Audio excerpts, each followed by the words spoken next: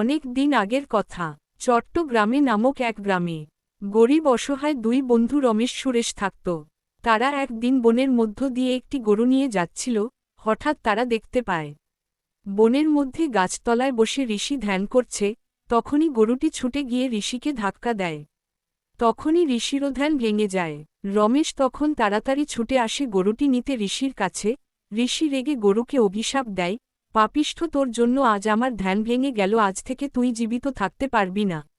গরুটি মারা গেলে রমেশ অনেক অনুরোধ করে ঋষিকে এই অভিশাপ ফিরিয়ে নিতে। ঋষি বলে, আমি এই অভিশাপ ফিরিয়ে নিতে পারব না, এর পরিবর্তে আমি তোমাকে একটি সোনার পাখি দিচ্ছি। তখন রমেশ সোনার পাখি নিয়ে বাড়ি ফিরে যায়। বাড়ি ফিরে বউকে ডেকে বউকে বলে, এই সোনার পাখিটি তুমি বারান্দায় রেখে দাও, আমি বাজার করে আসছি। এই বলে বাজারের জন্য চলে যায়। বউ তখন পাখিটিকে বারান্দায় রেখে ঘরে চলে যায়। তখন সুরেশ এসে সোনার পাখি দেখে চুরি করে নিয়ে যায়। রমেশ বাড়ি ফিরে এসে পাখি দেখতে না পেয়ে হতাশ হয়ে মনের দুঃখে আবারও বনের মধ্যে ঋষির কাছে যায় এবং সমস্ত কথা খুলে বলে।